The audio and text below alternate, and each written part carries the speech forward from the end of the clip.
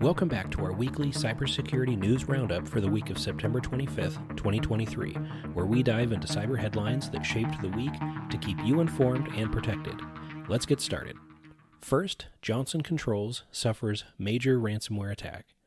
Johnson Controls International, a multinational conglomerate known for developing and manufacturing industrial control systems, security equipment, air conditioners, and fire safety equipment, has been hit by a massive ransomware attack.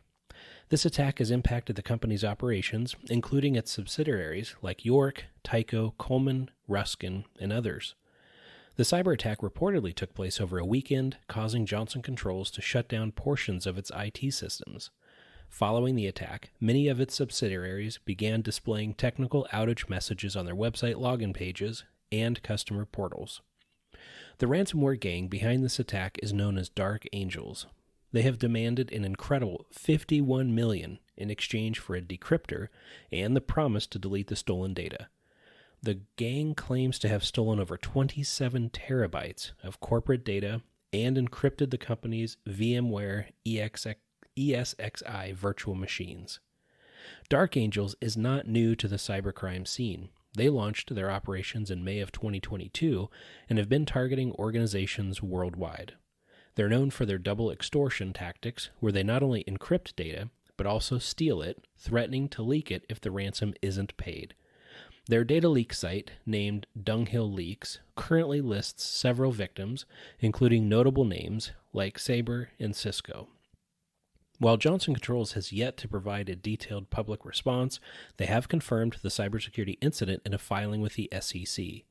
They are currently working with external cybersecurity experts to investigate the incident and are coordinating with their insurers. Next, simple membership plugin vulnerabilities.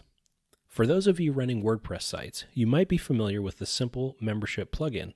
It's a popular tool developed by SMP7 and WP.Insider, boasting over 50,000 active installations. It's primarily used for custom membership management on WordPress sites. However, recent findings have brought to light two significant security flaws in versions 4.3.4 and below. PatchStack, a security research firm, has identified these vulnerabilities. The first one is an unauthenticated membership role privilege escalation vulnerability with CVE number 2023-41957. This flaw allows unauthenticated users to register accounts with any membership level they desire. The second vulnerability is an authenticated account takeover with CVE number 2023-41956, where authenticated users can take over any member account due to an insecure password reset process. Diving deeper, the unauthenticated membership role privilege escalation vulnerability resolves around a function that manages the registration process. This function can be manipulated through specific GET parameters, allowing users to register from any member account with any membership level. The authenticated account takeover vulnerability, on the other hand, is based on a function that handles password resets through a link feature. By manipulating the parameters, an attacker could exploit this flaw to gain control over a user's account. The good news in all of this is that after PatchStack reported these vulnerabilities on August 29th, the plugin vendor was quick to respond. They released version 4.3.5 on August 30th, which patches these issues by implementing checks to validate user control parameters in the registration and password reset process. Chinese APT Targets Cisco Routers. A Chinese state-sponsored APT, or Advanced Persistent Threat Group, known as BlackTech, has been discovered hacking into network edge devices. Their method?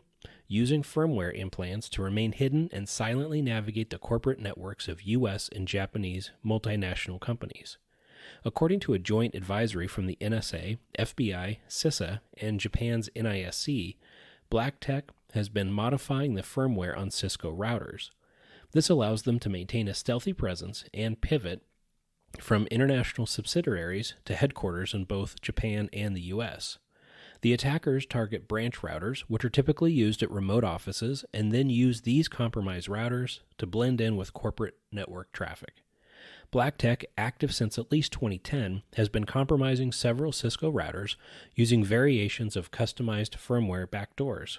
This backdoor is enabled and disabled through specially crafted TCP or UDP packets. In some cases, the group has replaced the firmware for certain Cisco iOS-based routers with malicious firmware, establishing persistent backdoor access and obfuscating their malicious activities.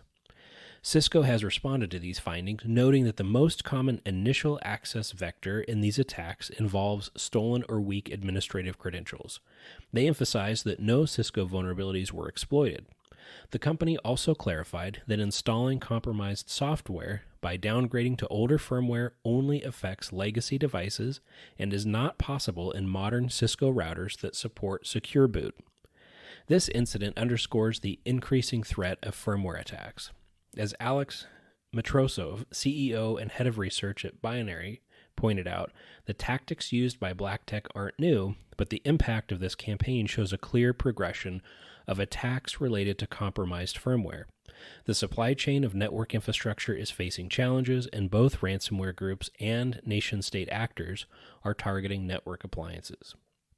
In my past, I have been the CIO and CISO of a federal agency focused on national security and have also advised multiple federal government agencies.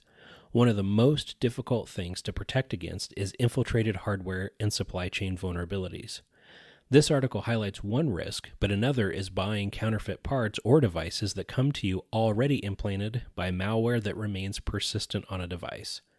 Many federal agencies have entire teams dedicated to randomly selecting hardware devices and doing extensive testing to see if the devices are doing anything suspicious or anomalous, and then investigating them further if warranted.